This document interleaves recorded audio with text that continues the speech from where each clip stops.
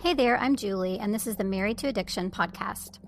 If you're here, then you're probably what I call my secret sister. We're in a situation we never asked to be in and fighting a battle we never wanted to fight. We're faith-filled women who are married to an alcoholic, and it affects every inch of our lives. If that sounds like you, then this is a safe place for you to land. Married to Addiction is a faith-based podcast where I help you find the tools and strength you need to navigate your husband's addiction without losing yourself in the process. So please subscribe and tune in as often as you can, because your husband's recovery is important, but so is yours.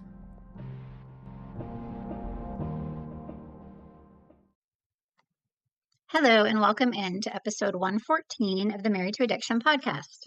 Today's episode is called The Sunday Reset: How to Prepare Mentally and Logistically for the Week. If you are anything like me, when I was walking through the hardest part of my husband's addiction, the start of the week felt particularly heavy.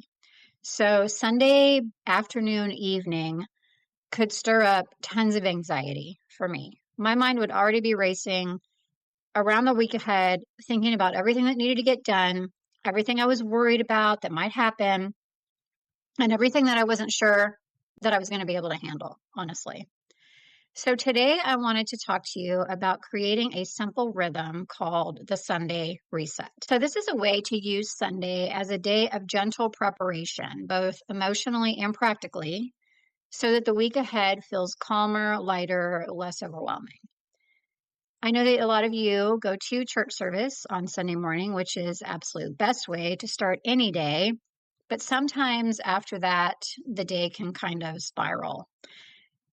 This practice that we're going to talk about today falls in line with the reverence that we are called to treat Sundays with. And I really think it's going to be a wonderful addition to your Sunday, and that it's really going to help you a lot. So let's talk about why Sunday afternoons, evenings can feel particularly hard. The truth is that chaos multiplies when we don't have predictable anchors. And in homes affected by addiction, there's already so much unpredictability, right? You don't know if the week ahead is going to be peaceful or super painful. And you may not feel like you really even have control over which way it goes. So setting aside some predictable check-in time for yourself before the week begins can really make an enormous difference. I want you to think of this as like a recalibration point. It's a moment when you say, okay, this week doesn't have to run me ragged. I can step into it with intention and with God's help. And when you set aside even just like 10 to 15 minutes on a Sunday afternoon or evening, it can dramatically reduce the stress of the week ahead and even give you something to look forward to instead of just dreading the week. So this Sunday reset has three parts: mental, logistical, and emotional. And I want to walk through each one of these with you today. So the first one is a mental reset. And for this, we're going to choose a word for the week.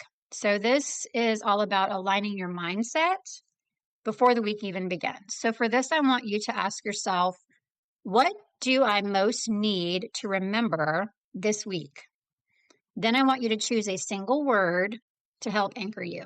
So for example, your word might be peace, or your word might be gentleness, maybe strength or boundaries, whatever you feel like you are going to need to remember this week.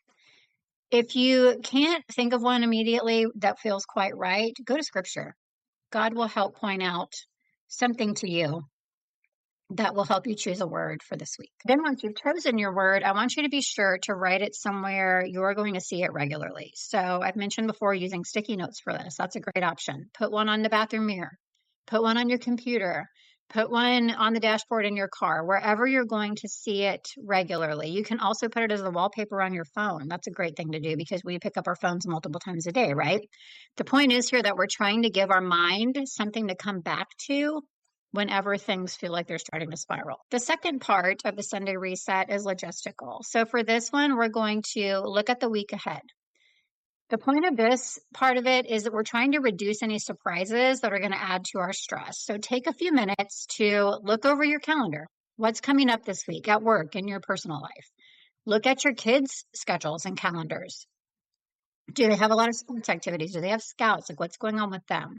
Is there a parent-teacher thing you need to go to, etc.? Also, think about your meals. Now, I know meal planning when you're the wife of an alcoholic seems like the last thing you want to do, but also it's very uncomfortable and stressful to have to try to figure that out on the fly every single night, right? So, even if you only loosely plan three things for dinner that you know you're going to make during the week, and just you don't have to necessarily assign them to certain days, but just having some idea of some things that you're going to make can really help reduce some stress in the week ahead as well. Note any additional appointments, commitments, anything that you have going on. And this isn't about perfection. It's about reducing those times when you are thinking to yourself, oh no, I forgot. Or, oh no, that's today. Or any of those things. Those moments drain your energy. And when they start piling up through the week, it can really just make things 10 times worse, especially when you're already going through something that's draining in general. Remember, predictability is calming. So when you know what's coming, your nervous system doesn't have to work as hard to try to stay on guard. And as we've talked about before, it's already doing that because of the stressful situation you're in. So we don't want to add to that by having chaos in the rest of our life too. The third part of this reset is emotional.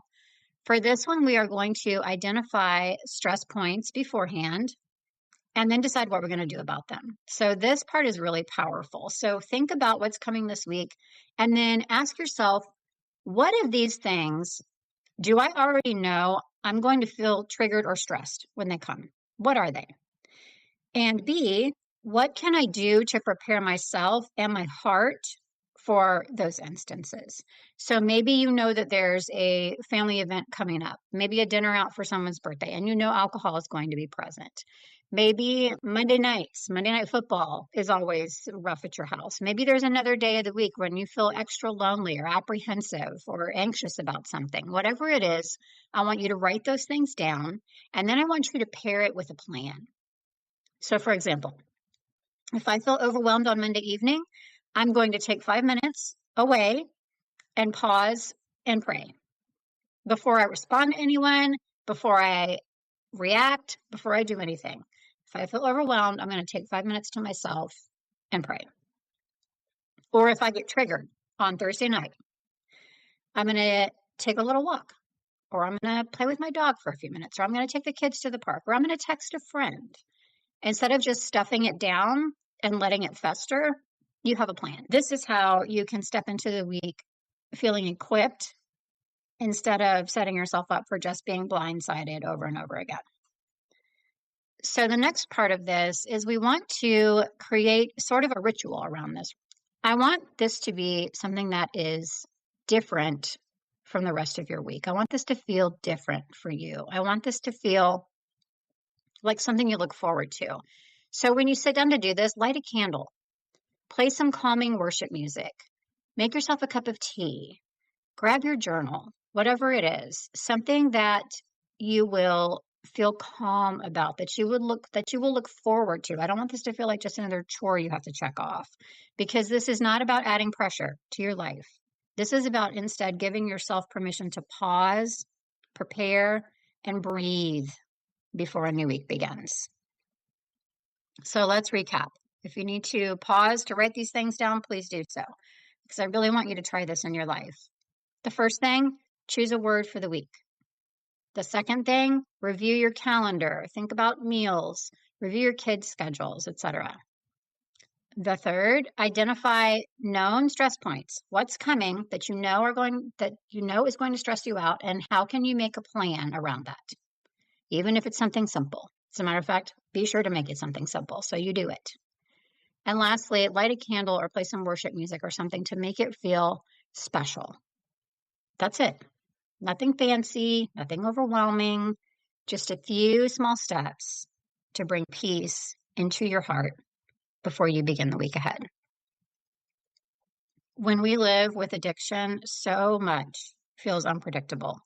But creating just one small rhythm like this can really be such a gift to your body, your heart, your mind. It really matters, and I really hope you try it. If you want to go deeper with a lot of other rhythms like this, especially when it comes to things like nervous system support, boundaries, feeling triggered, all of those things, I want to invite you into my Secret Sister Circle, which is my coaching program for Christian wives of alcoholics. Inside of that portal that you will have immediate access to, you will find so many tools and resources to help you support yourself through this hard season and through all of the hard things that you're dealing with, and even start finding peace, even if nothing at home is changing. You can join us anytime at www.secretsisterscircle.com. I really hope that you try this Sunday reset, and I pray that it brings you calm and clarity and a renewed sense of God's presence as you step into your week ahead. As always, thank you so much for listening, and I will see you next time.